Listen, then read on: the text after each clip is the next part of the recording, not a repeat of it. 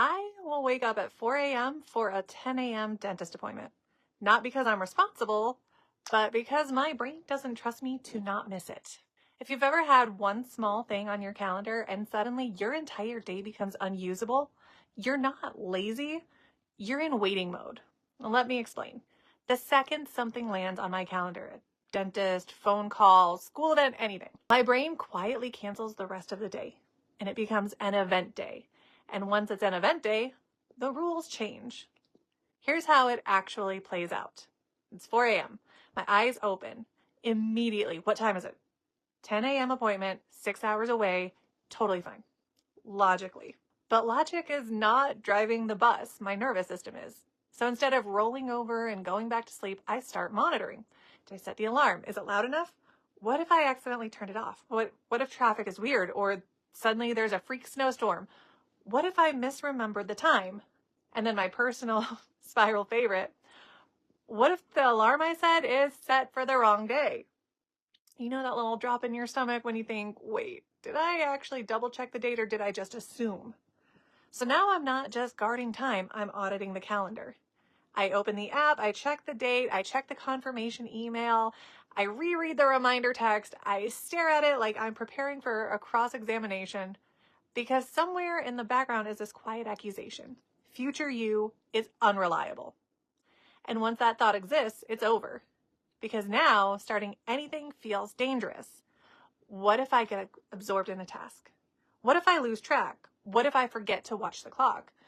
What if I misjudge how long something takes? So I don't start anything meaningful. I won't start deep work. I won't start cleaning something complicated. I won't relax fully. I won't nap. Instead, I hover, scroll, check the time, think about starting something, but don't. It's like my brain has assigned itself as private security for a 30-minute appointment.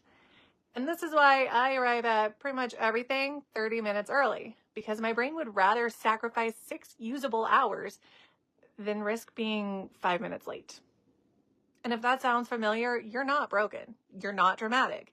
And this isn't a diagnosis. It's not a replacement for therapy. It's a very human brain pattern. So what's actually happening? Waiting mode isn't about productivity. It's about threat detection. Your brain does not treat upcoming Your brain does not treat upcoming events as neutral. It treats them as open loops. An open loop is unfinished business. An unfinished business keeps your nervous system alert. Your brain thinks this is not resolved, stay vigilant. And now you add in uncertainty. Will traffic be bad? Will I forget something? Will I misjudge timing? Will I embarrass myself by being late? Your nervous system hates uncertainty more than it hates boredom. So it chooses control. And the most controlling thing you can do is monitor. Don't go deep. Don't commit to a task. Don't relax. Stay semi-alert, because if you never fully engage in anything, you can pivot instantly. Starting something meaningful has a cost. If you get absorbed, then you have to stop. Your brain experiences that interruption as friction. And when timing feels important, friction feels like danger. So your brain makes a decision that feels irrational, but is actually protective. It's better to waste time than risk being late. That's the trade-off. And this is why scrolling suddenly makes sense. Scrolling is interruptible. It's low commitment. It requires no deep cognitive investment. You can drop it instantly without guilt. You're not choosing scrolling because you're lazy. Your brain is choosing scrolling because it's safe. You're not resting, you're hovering. And hovering feels like control.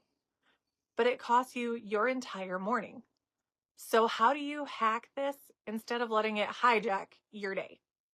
You don't fight the appointment, you container it. Instead of letting it expand and fill the entire day, you shrink it into a defined block. First, you create a prep window, 15, 20 minutes before you leave. That is when you are officially allowed to think about the appointment.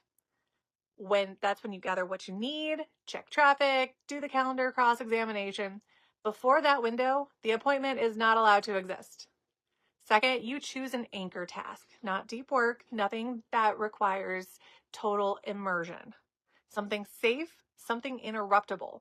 Laundry, light cleaning, a walk, meal prep. You tell your brain, we are doing this until the prep window. And this works because you're giving your nervous system predictability.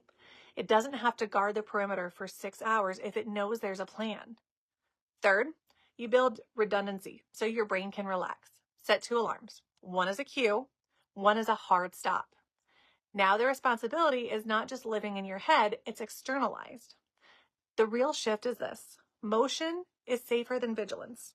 When I wake up at 4 a.m. now, I don't argue with my brain anymore. I give it something contained. Make coffee, journal, fold laundry, something small but concrete. Proof of motion.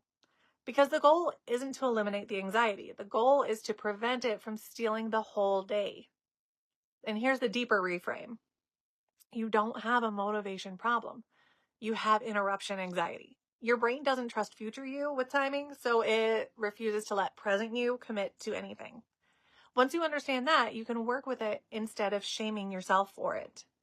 You can design your day around the reality of your nervous system instead of pretending you're going to magically become the type of person who casually naps before a dentist appointment. I still arrive 30 minutes early to almost everything, but I don't lose the entire morning anymore. The appointment doesn't get to colonize my day. If one tiny event has ever quietly swallowed hours of your life, tell me what it was. Doctor, phone call, package delivery, social plans. I want to know what your brain treats like a rocket launch window. Because the more we name these patterns, the less power they have. And the next time your brain tries to guard the perimeter for 6 hours, you'll know exactly what it's doing. It's not protecting you from disaster. It's just afraid of being 5 minutes late.